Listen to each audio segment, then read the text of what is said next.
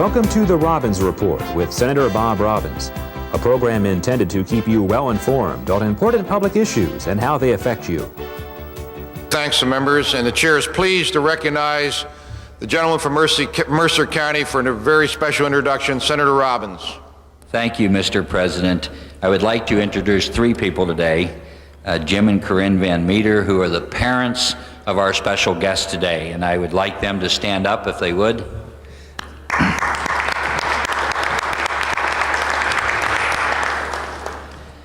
They say if you dream, dream for the stars.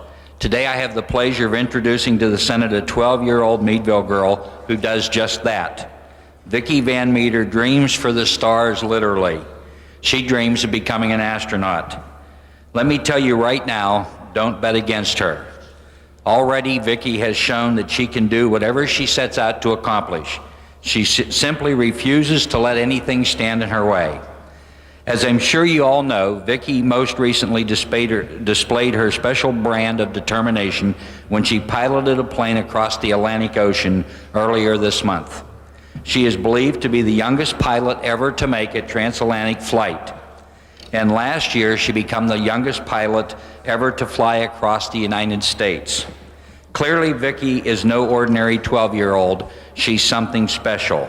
She serves as an inspiration to all of us, young and old alike, and she demonstrates the positive spirit of this country, which is why I've invited her here today.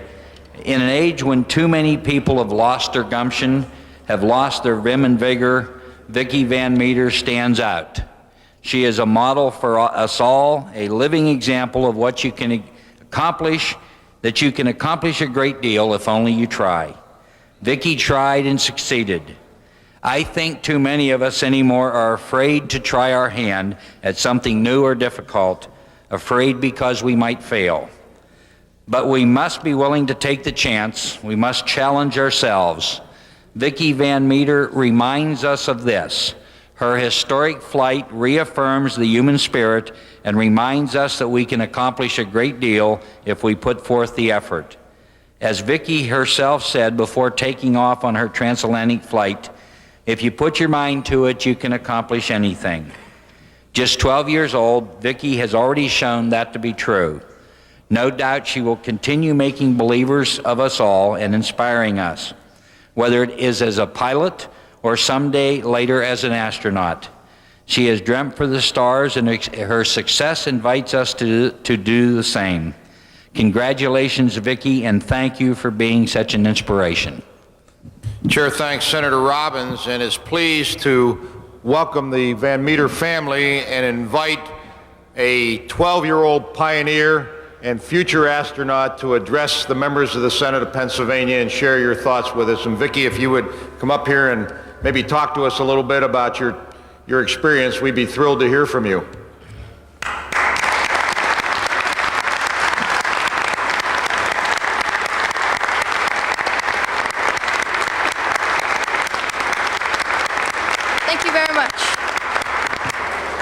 Thank you very much. It's great to be back in the United States, and especially in my hometown, in my home state of Pennsylvania.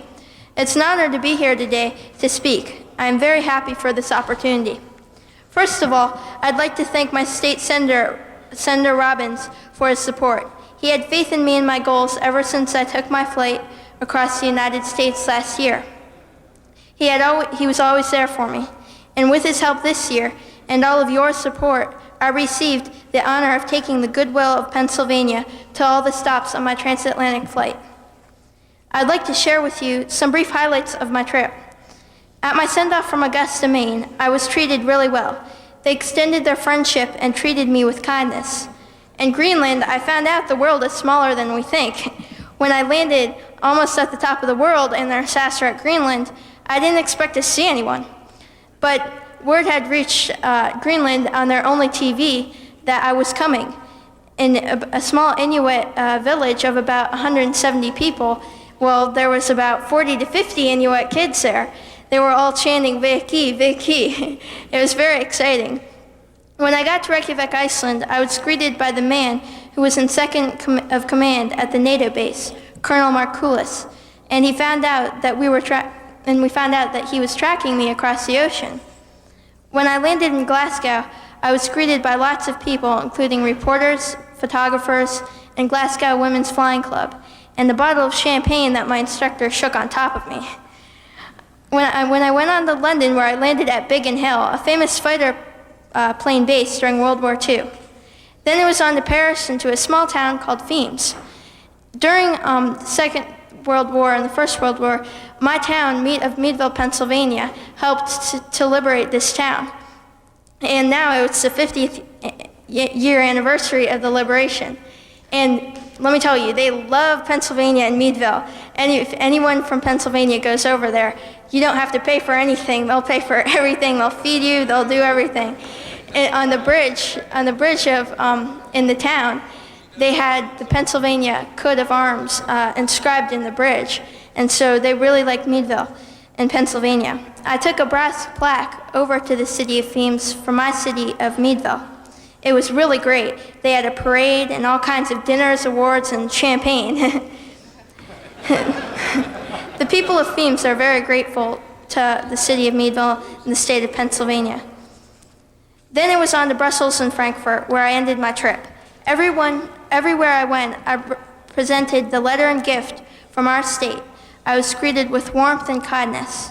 But the trip wasn't all easy. We fought icing conditions from Goose Bay to Narsarsuaq, and getting up early wasn't much fun. I had to fly 500 feet over the ocean on a leg to Glasgow from Iceland. I fought a headache and symptoms from lack of oxygen in our non-pressurized cabin. There was the time changes, the language barriers, and crowded airspaces. Then the morning I was getting up to leave from London, I took a shower very fast because Richard Branson called. He owns Virgin Airlines and Virgin Records. And he wanted me to come down to the lobby to have a breakfast with him. So I was really excited. I was in my shower, and so I took a shower very fast. Since my transcontinental flight last year, I've spoken to different groups. And some of the things I've said to them is that it's good to set goals for yourself. That's important to me.